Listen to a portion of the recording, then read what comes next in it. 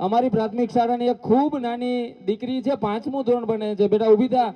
આ બેનનું નામ છે વાડલિયા યક્ષિતાબેન. જોરદાર તાળીઓથી આપણે યક્ષિતાનો મંચ ઉપર એમનું સ્વાગત કરીએ. સાહેબ, યક્ષિતાનો પરિચય આપું તો આ દીકરી ધોરણ 3 થી એટલું સરસ એની મીઠી ભાષામાં વાર્તા કહે છે. તાલુકા જિલ્લા દ્વારા વાર્તા કથન સ્પર્ધાનું સાહેબ આયોજન થાય છે. ત્યારે અમારી આ દીકરી ધોરણ 3 માં શાળામાં પ્રથમ, તાલુકામાં પ્રથમ, જિલ્લામાં પાર્ટિસિપેટ થઈ હતી. સાહેબ 2024 માં શાળામાં પ્રથમ, તાલુકામાં પ્રથમ, જિલ્લામાં પાર્ટિસિપેટ થઈ હતી. અને સાહેબ 2025 માં પણ કંઈક અકડમ બકડમ એવી કંઈક વાર્તા છે એની. અને એમાં આ વખતે પણ સાહેબ જિલ્લા કક્ષાએ એમણે તાલુકાનું પ્રતિનિધિત્વ કર્યું છે અને આપણી શાળાનું નામ રોશન કર્યું છે.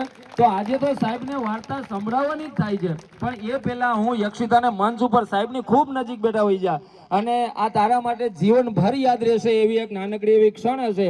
હું યક્ષિતાને જિલ્લામાંથી જે પ્રમાણપત્ર અને કીટ મળી છે સાહેબના હાથે ફરી એક વખત યક્ષિતા સન્માનિત થતી હોય ત્યારે આપણી શાળા સન્માનિત થતી હોય એવું લાગે છે મિત્રો. સાહેબનો આશીર્વાદ રૂપી હાથ યક્ષિતા ઉપર કાયમી માટે, યશોદાના ઉજ્જવળ ભવિષ્ય માટે આપણે સૌ પ્રાર્થના કરીએ છીએ. ખૂબ ખૂબ ધન્યવાદ. હવે સાહેબ આ કાર્યક્રમ માત્ર આ યક્ષિતા નાનકડી દીકરી પહેલી એક વખત અહીંયા રજૂ કરે છે. તૈયારીઓ ઓછી છે કારણ કે મહિના દિવસ પહેલા એને રજૂ કર્યું હતું, પણ આજે એને ઓન ધ સ્પોટ બોલાવીએ એટલે ક્ષમ્ય ગણશો એની ભાષા દોષ, વાણી દોષ માટે.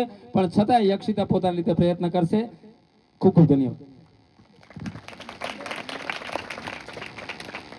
નમસ્કાર.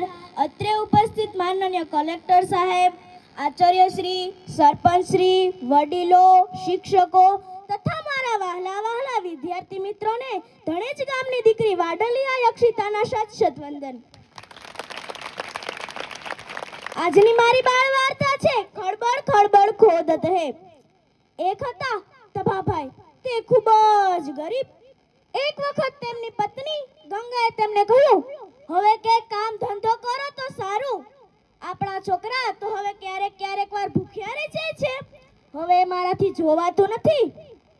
તભાભાઈ કહે, પણ હું શું કરું, તું જ કહે ને. ગંગા ખૂબ જ ભણેલી, તેથી તેણે કહ્યું, લ્યો હું તમને એક શ્લોક શીખવાડું છું. તમે આ શ્લોક રાજાના દરબારમાં જઈને કહો, રાજા તમને જરૂર ખુશ કરશે. પણ હા, આ શ્લોક ભૂલી જતા નહીં. તભાભાઈ તો શ્લોક બોલતા બોલતા રાજાના દરબાર તરફ નીકળ્યા. રસ્તામાં એક નદી આવી. તભાભાઈ ત્યાં નાહવા, ધોવા અને જમવા રોકાયા. એમાં ને એમાં તો એમને શ્લોક ભૂલાઈ ગયો.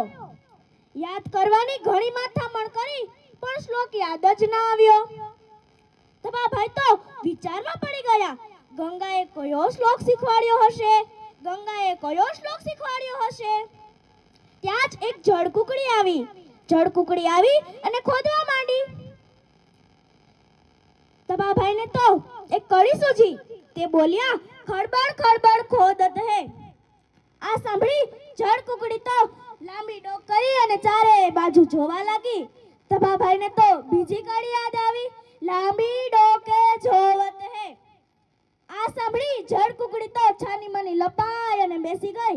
તભાભાઈને તો ત્રીજી કડી યાદ આવી, કુક્કડ મુક્કડ બેઠત હે. આ સાંભળી જળકુકડી તો દોડી અને પાણીમાં જતી રહી. તભાભાઈને તો ચોથી કડી યાદ આવી, દળબડ દળબડ દોડત હે. તભાભાઈને તો જાણે બીજો શ્લોક હાથ લાગી ગયો હતો. એમ લાગતું હતું એ ગંગાએ જ શીખવાડ્યો હોય. તભાભાઈ તો આ શ્લોક બોલતા બોલતા રાજાના દરબાર તરફ નીકળ્યા. ખળબળ ખળબળ ખોદત હે, લાંબી ડોકે જોવત હે, કુક્કડ મુક્કડ બેઠત હે, દળબડ દળબડ દોડત હે. તભાભાઈએ તો રાજાના નગરમાં જઈ અને આ શ્લોક સંભળાવ્યો. રાજાએ પણ આ નવો અને વિચિત્ર શ્લોક ઉતારી લીધો. રાજા અને રાજાની કચેરીમાંથી કોઈ પણ માણસ આ શ્લોકનો અર્થ શોધી જ ના શક્યું. તભાભાઈ તો રાજાના સીધા પાણી ખાય અને સુખેથી રહે. રાજા તો રોજ રાત્રે 12 વાગે ઉઠે અને આ શ્લોકનો અર્થ શોધતા. એક વખત મહેલમાં 4 ચોર આવ્યા. એ 4 ચોર આવી અને ખોદવા લાગ્યા. ત્યારે બરાબર રાતના 12 વાગ્યા હતા. રાજા એ પહેલી કડીનો અર્થ શોધતા હતા. તે બોલ્યા, ખળબળ ખળબળ ખોદત હે. આ સાંભળી ચોરો ડરી ગયા. એમને લાગ્યું કે નક્કી રાજા જાગે છે અને બોલે છે. તેથી એમાંથી એક ચોર ખાતરી કરવા માટે લાંબી ડોક કરી અને ચારે બાજુ જોવા લાગ્યો.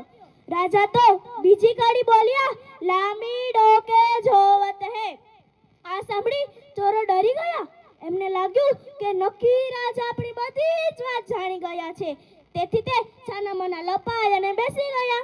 રાજા તો ત્રીજી કડી બોલ્યા, કુકડ મુકડ બેઠત હે. આ સાંભળી ચોરો તો દોડી અને જતા રહ્યા. રાજા તો ચોથી કડી બોલ્યા, દળબડ દળબડ દોડત હે. આ ચોરો તો હતા રાજાના દરવાનો જ. તેની દાનત બગડી, તેથી તે ચોરી કરવા આવ્યા હતા. રાજાને તો એ બીજે દિવસે સલામીમાં ન આવતા જોઈ તે પૂછે, એના ઘરે કોઈ સાજુ માંદું તો નથી? એના ઘરે કોઈ સાજુ માંદું તો નથી ને?